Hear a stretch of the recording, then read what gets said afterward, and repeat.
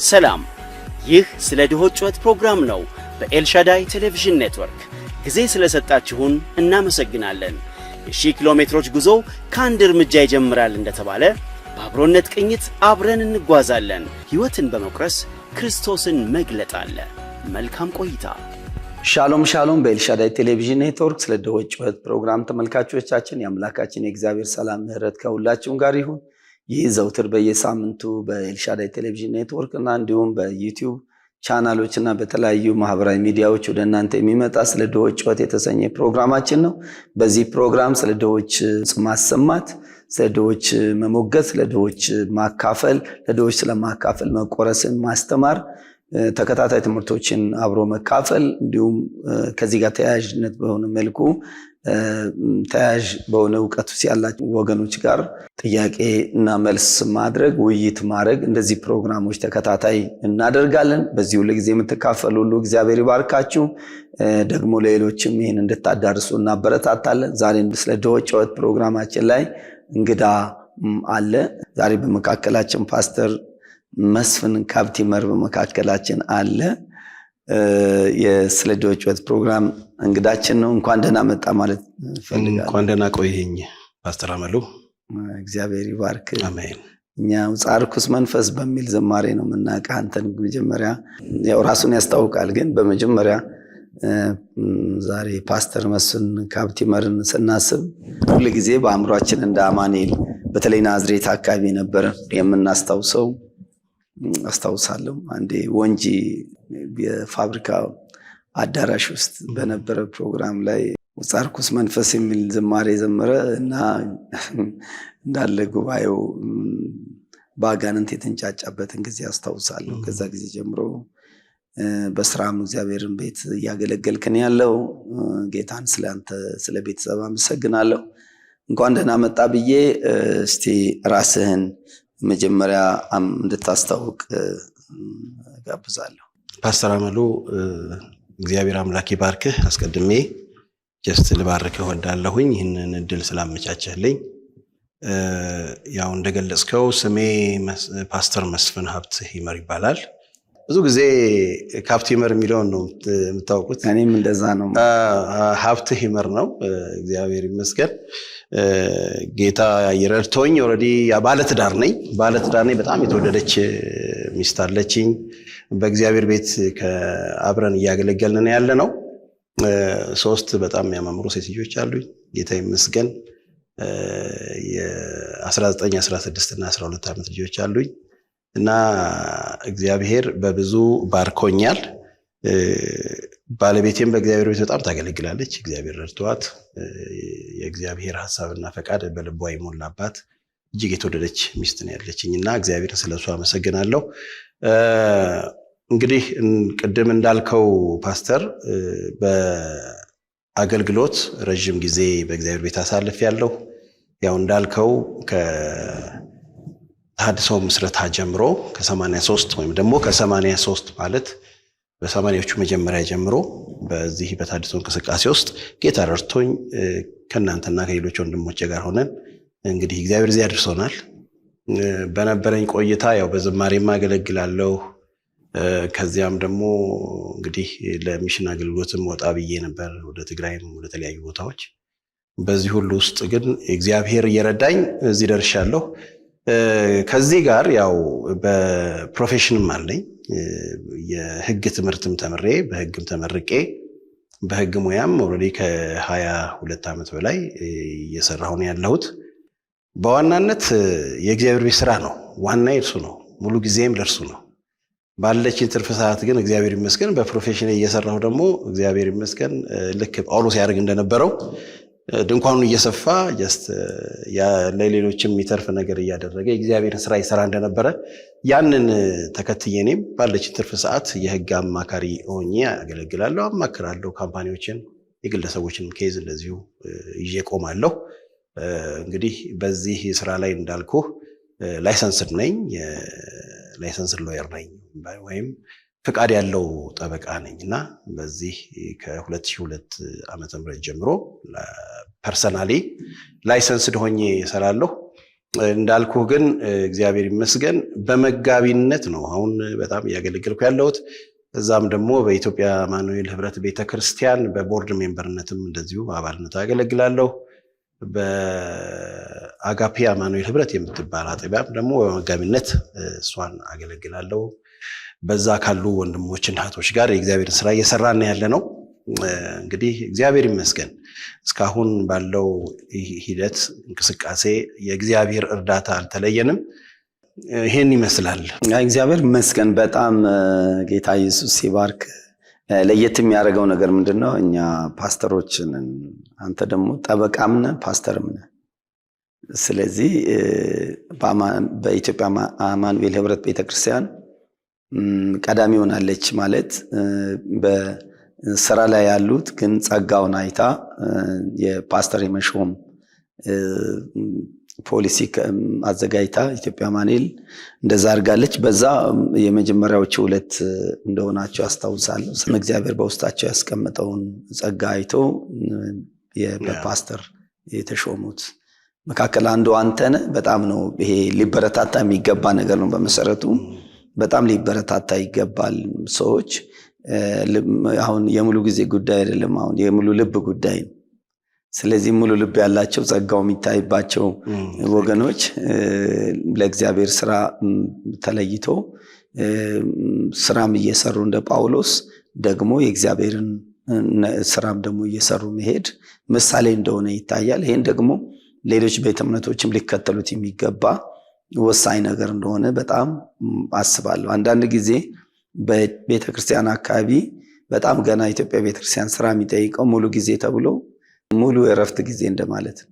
ሙሉ የረፍት ጊዜ ምክንያቱም ሰዎች በወሩ አንድ ጊዜ ለሚያገኛት ስብከት ወይም በሁለት ወር አንድ ጊዜ ወይ ተራ ደርሶት የሆነ የሚያገኘው ስብከት ሙሉ ጊዜ ሰጥተው ከሳምንት እስከ ሳምንት ቤቱ ይሆናል ወይም ቢሮ ይገባል። ምንም በእርግጥ ቢሰራ ብዙ መሰራት ያለባቸው ስራዎች አሉ። በሙሉ ጊዜ መሰራት ያለባቸው ስራዎች አሉ። ወደ ውስጥ ባንገባም በወንጌል ስርጭት፣ በጉብኝት፣ በምን በጣም ሰው ላይ ስለሚሰራ ብዙ ስራዎች ሊሰሩ ይችላሉ እና ኢትዮጵያ ውስጥ መፈተሽ አለበት ከሚለው እውነት አንዱ ሙሉ ጊዜ አገልግሎት የሚባለው ነገር ላይ በጣም ገና ብዙ መታየት ያለባቸው ነገሮች አሉ።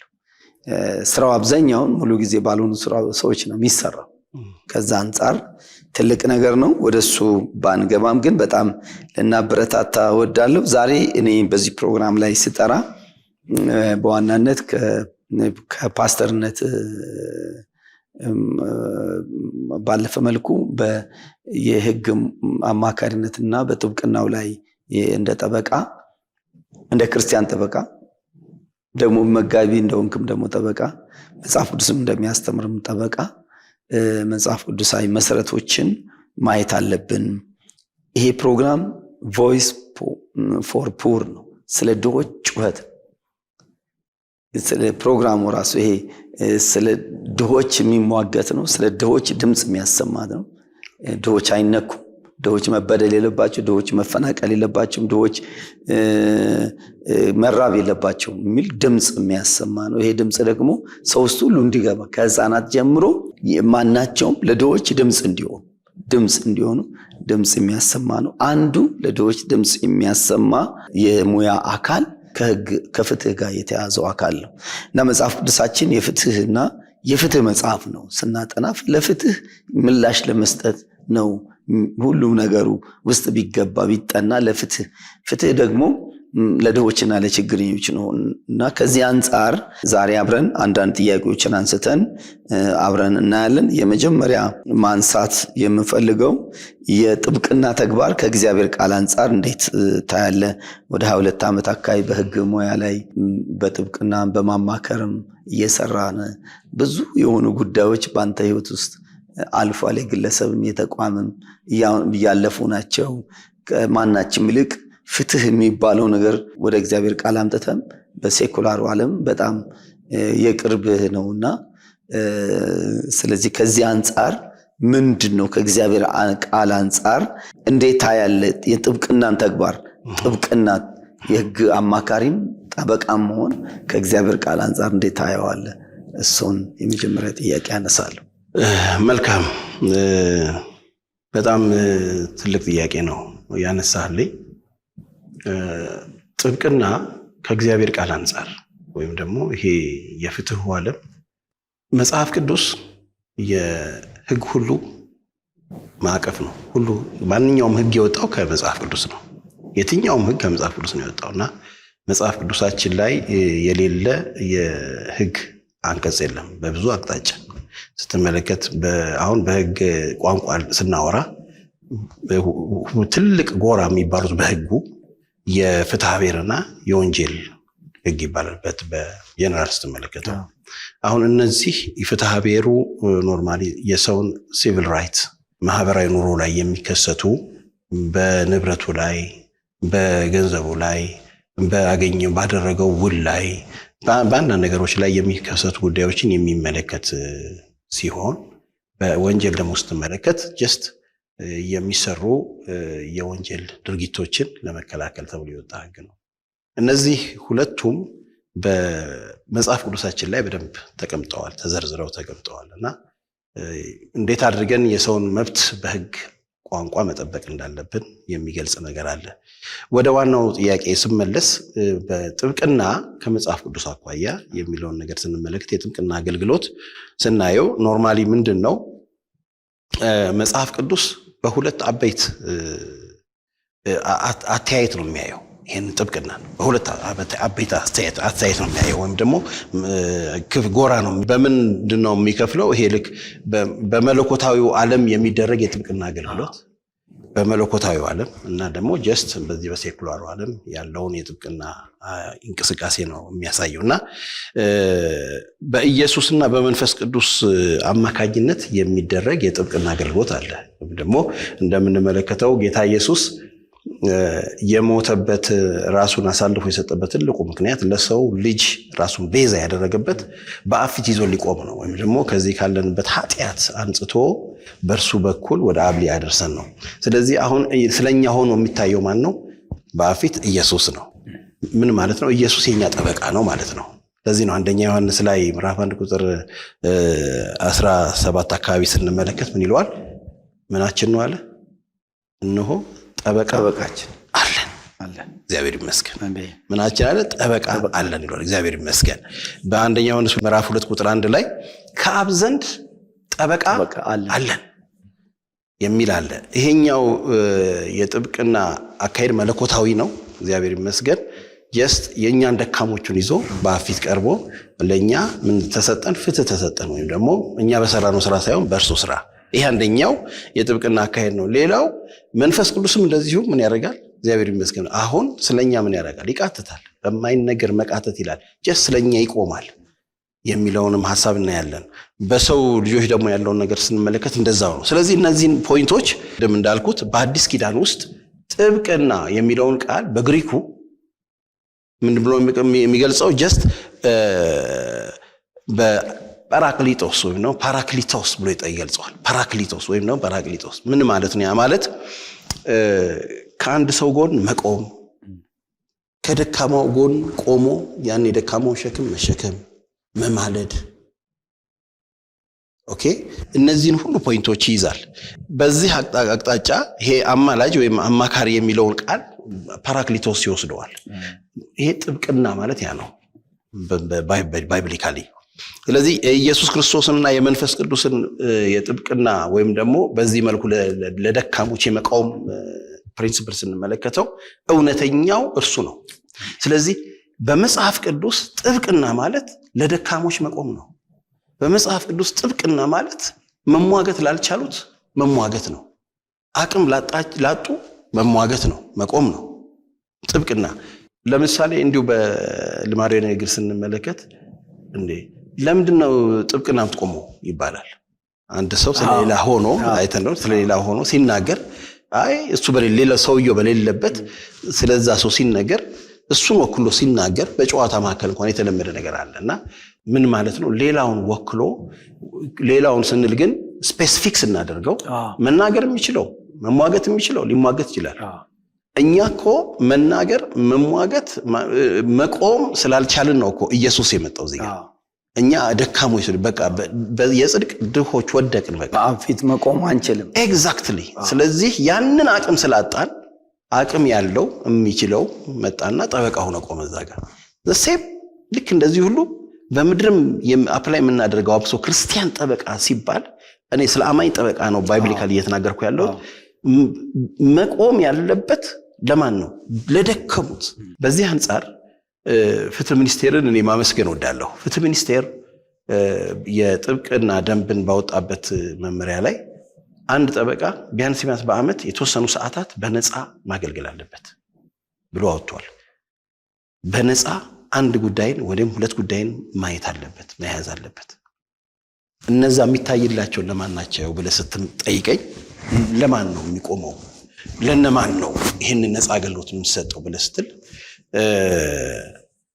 በጣም ድሃ የሆኑ አቅም የሌላቸው በተለያየ መልኩ ድህነታቸው ወይም ደግሞ አለመቻላቸውን አስመስክረው መጥተው ለፍትህ ሚኒስቴር ያቀረቡ እነዚህ ድሆች ግን ፍትህ የተጠሙ ግን ፍትህ የሚፈልጉ እነርሱን እንድናግዝ ህጉም ያስገደናል። ይሄ በጣም ሊበረታታ የሚገባው ጉዳይ ነውና የጥብቅና አገልግሎት ከመጽሐፍ ቅዱስ አንጻር ስንመለከተው እነዚህ አይነት ገጽ አለው። መነሻው እንግዲህ የጥብቅና መነሻው ጥብቅና የመቆም መነሻው እና ምሳሌ ሊሆን የሚችለው ራሱ ጌታ ኢየሱስ ክርስቶስ ነውና እሱ ለኛ እንደቆመ እኛም ደግሞ ባለን አቅም ባለን ፕሮፌሽን ባለን ዕውቀት እንቆምላቸው ይገባል። ለምሳሌ ፓስተር ፍትህ በገንዘብ አትገዛም። ፍትህን በገንዘብ አቅም የምናገኛት ከሆነ ፍትህ አትሆንም፣ ለሁሉ አትሆንም። ህግ ግን የበላይ ነው፣ ለሁሉም ነው። እንዳልከው ጀስት ፕሮፌሽኑ ወይም ሰራተኛው ወይም ጠበቃው ለሚሰራው ስራ ለሚያበረክተው አስተዋጽኦ ክፍያ መጠየቁና ማግኘቱ ተገቢ ነው፣ የግድ በዛ ውስጥ ማለፍ ስላለበት። ግን ትልቁ ዋናውና ሜጀር ታርጌቱ ምንድነው? ሳቲስፋይ ሊያደርገው የሚገባው ነገር ጀስት ለሰዎች እውነተኛ ፍትህ ማሰጠት መቻሉ ነው።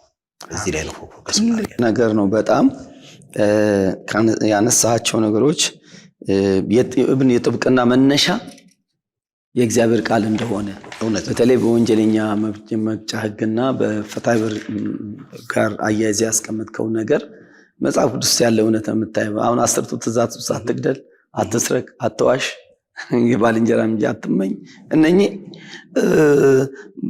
አስቀድሞ በእግዚአብሔር ህግ ላይ የተጻፉ ናቸው። ስለዚህ እነኚህን ህግ ነው በተዘዋዋሪ መንገድ የሰረቀ ሰው ቢኖር ማስመለስ ሲያስብ፣ የገደለ ሰው ቢኖር ማስፈረድ ቢያስብ፣ እነኚህ የዋሸ ሰው ቢኖር ውሸቱ ተጣርቶ ወጥቶ ፍትህ ሰዎች እንዲያገኙ ሲያደርግ ዞሮ 10ቱ ትእዛዝን ነው የሚያስፈጽመው በትክክል። ስለዚህ ወንጀለኛነትን ሲታሰብ ስለ ህጉም ሰዎች ዛሬ ወንጀል ተብሎ በወንጀለኛ መቅጫ ህግ በየትኛውም ሀገር ኮንስቲቱሽን የተቀመጡ ነገሮች አስቀድሞ በእግዚአብሔር ቃል ላይ የተጻፉ ናቸው። ትክክል የተጻፉ ናቸው። በተዘዋዋሪ መንገድ እግዚአብሔርን ቃል እውነት ነው የሚያስፈጽሙ። አገራት በተለያየ መልኩን ቀይሮት በህግ አግባብ እሱን ሊያደርጉት ይችላሉ። ግን መነሻው ዛሬ ስለ መግደል ወንጀል እንደሆነ በህግ ሰው የሚፈረድበት ከመሆኑ በፊት ግን መግደል ወንጀል እንደሆነ በእግዚአብሔር ህግ ላይ ተጽፏል። በትክክል በጣም ትልቅ ፖይንትን ያነሳው ፓስተር።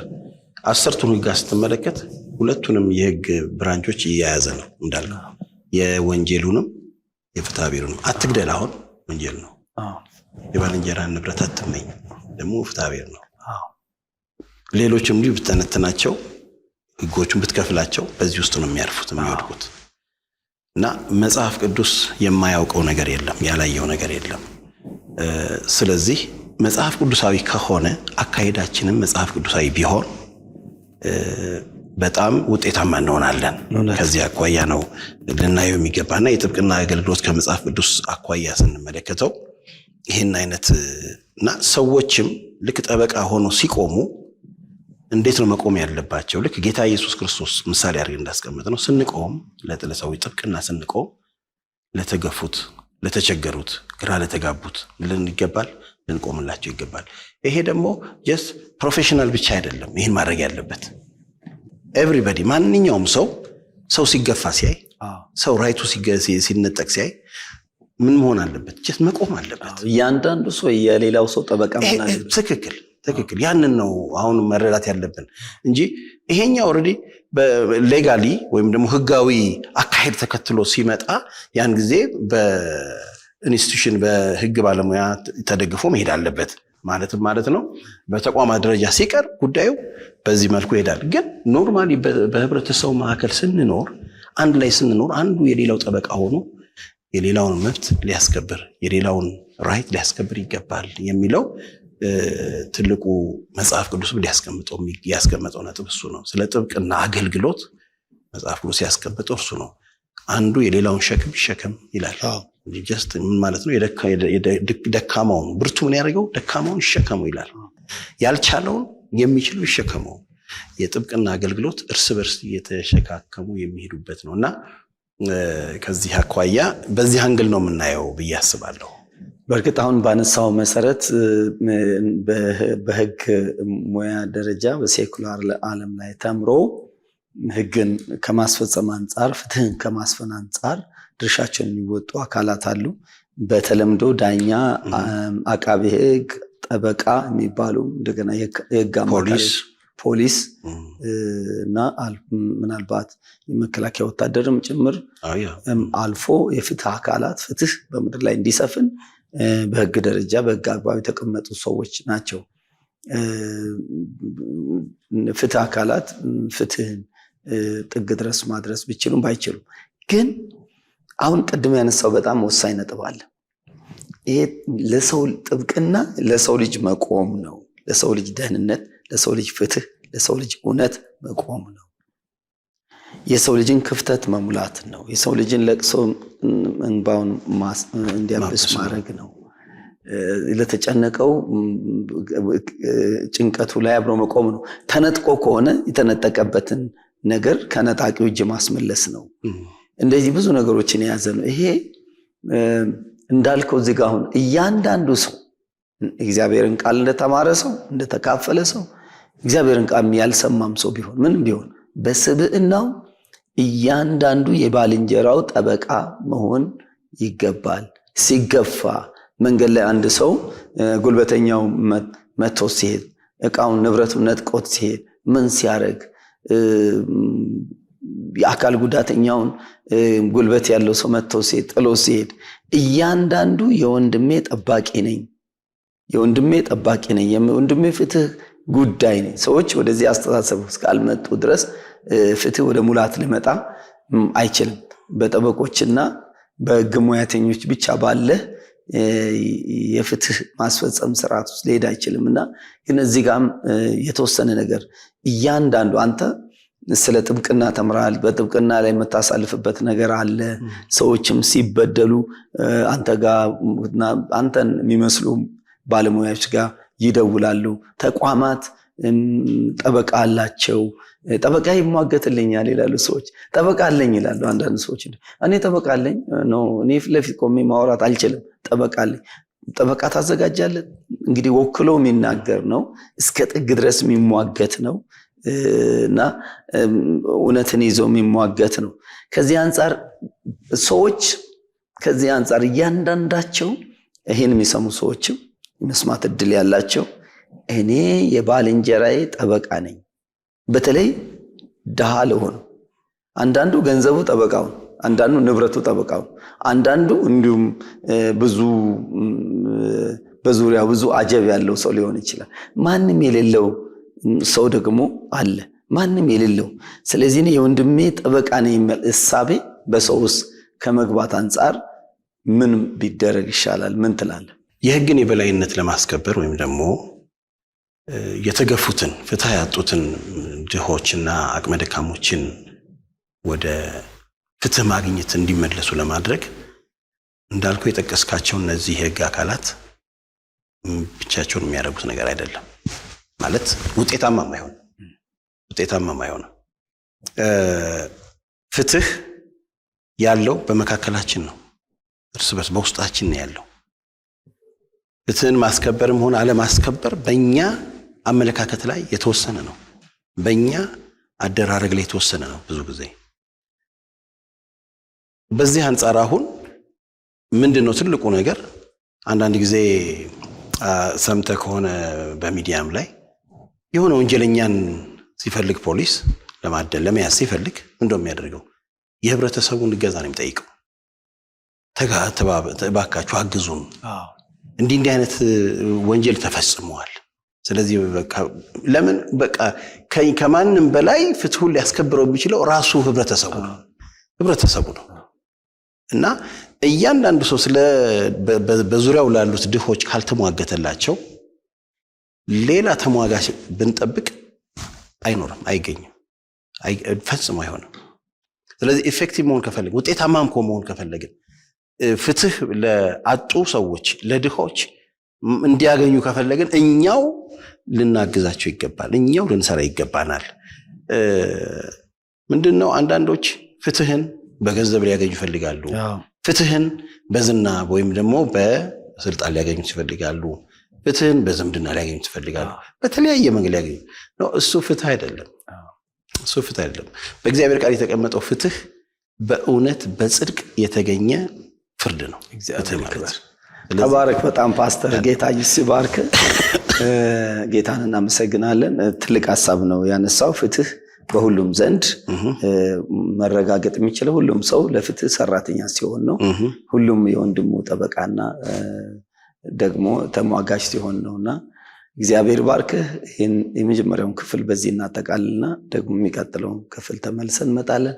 ኤልሻዳይ ቴሌቪዥንም አንተንም ሁሉም እግዚአብሔር ይባርካችሁ ማለት እወዳለሁ። ተባረኩ። ሻሎም። ሰላም። ይህ ስለ ድሆች ጩኸት ፕሮግራም ነው በኤልሻዳይ ቴሌቪዥን ኔትወርክ። ጊዜ ስለሰጣችሁን እናመሰግናለን። የ1000 ኪሎ ሜትሮች ጉዞ ከአንድ እርምጃ ይጀምራል እንደተባለ በአብሮነት ቅኝት አብረን እንጓዛለን። ሕይወትን በመቁረስ ክርስቶስን መግለጥ አለ። መልካም ቆይታ።